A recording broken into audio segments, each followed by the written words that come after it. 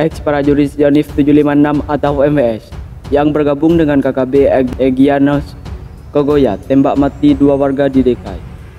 Melansir Papua, Kapolda Papua Irjen Matius Fakiri mengakui adanya laporan 2 warga tewas ditembak KKB pimpinan Yotam Bugena yang merupakan anggota dari Egyanus Kogoya Rabu kemarin malam di DKI. Memang benar, dari laporan yang diterima pelaku penembakan di pimpinan Yotam Bugena, ungkap Fakiri di Papua antara Kamis 9 Maret.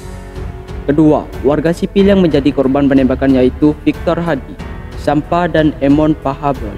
Yotam Bugeni merupakan mantan prajurit di Yonif 756 atau MW. Insiden terjadi di Jalan Poros Lokpon, kilometer 2, Distrik DKI, Kabupaten Yukimo, Provinsi Papua Pegunungan. Kedua, korban berboncengan menggunakan sepeda motor dari arah kompleks PJPR menuju arah kota. Saat melintas di Jalan Poros Lokpon, kilometer 2 atau depan SPBU, ditembak hingga tewas. Dari keterangan saksi yang melaporkan insiden itu, bila terdengar 2 kali suara tembakan. Emon Pahabol atau 18 mengalami luka tembak pada bagian punggung kiri, luka tembak bagian kepala, lecet pada bagian pipi, bagian kanan, tangan serta kaki. Sedangkan Victor Hadi Sampa 2 atau 24 mengalami luka tembak tembus dari punggung sebelah kiri ke perut, luka tembak di leher kanan, luka sobek di dagu dan lecet kaki kiri.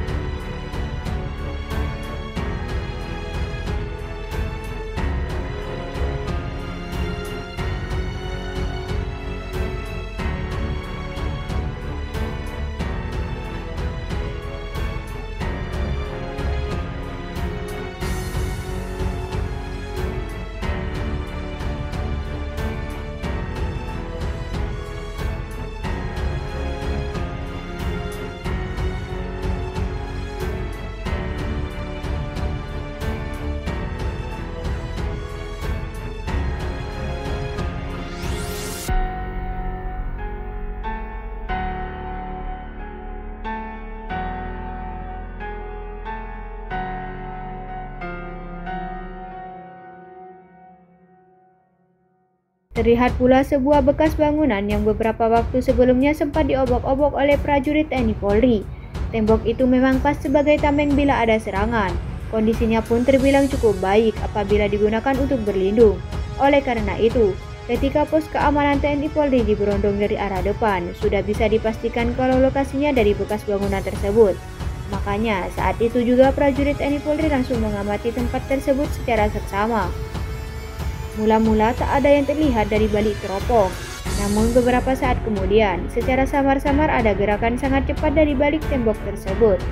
Gerakan itu diduga bagian dari batok kepala anggota KKB Papua, sebab selain muncul di bagian atas tembok bangunan, batok kepala juga bergerak ke arah kiri dan kanan. Lantaran gerakannya super cepat, sehingga sulit bagi prajurit TNI Polri untuk membidikkan senjata agar tepat sasaran. Dalam kondisi seperti itulah, sekilas terlintas ide untuk menubuhkan kelompok kriminal bersenjata itu dengan cara yang tak biasa. Berbekal secuil pemahaman tentang posisi tembok bekas bangunan saat diobok-obok beberapa waktu lalu, sniper TNI Polri pun mulai melaksanakan tugas. Ia tidak menembak langsung ke bagian kepala anggota KKB Papua, tetapi menembak ke arah samping setelah memperhitungkan arah pantul amunisi. Oleh karena itu, meski posisi pos keamanan berhadapan langsung dengan bekas bangunan tembok tersebut, tetapi untuk melumpuhkan lawan, sang sniper mencobanya dengan menembak ke arah samping. Kendati sempat ragu dengan cara tersebut, namun dari kalkulasi yang sudah dibuat, cara itu akan lebih efektif. Pasalnya, lawan bukan tertembak dari bagian atas bekas tembok, tapi arah samping. Hal mana tak pernah disangka oleh anggota KKB. Setelah merasa yakin dengan cara tersebut, sang sniper pun mulai mengutak-atik senjata yang dipunyainya. Ia memasukkan amunisi ke magazin, kemudian mengarahkan moncong senjata ke posisi di mana anggota KKB Papua bersembunyi. Kala itu, jantungnya berdebar sedikit lebih cepat. Pasalnya, tembakan yang akan dilakukan bukannya langsung mengenai tubuh anggota KKB seperti yang lazim dilakukan selama ini. Tetapi, tembakan itu dilakukan secara spekulatif. Artinya tembakan tersebut memungkinkan amunisi memantul ke arah samping, lalu mengenai para penjahat yang sedang bersembunyi. Yakin akan cara tersebut, sang sniper pun mulai mengambil posisi. Perlahan-lahan ia meletakkan ujung senjata pada sebuah celah kecil. Lalu perlahan-lahan pula ia membidiknya ke arah runtuhan tembok tersebut. Hanya dengan sekali menyentuh pelatup, beberapa buah peluru langsung melesak menuju sasaran, dan bidikan tersebut ternyata membuahkan hasil.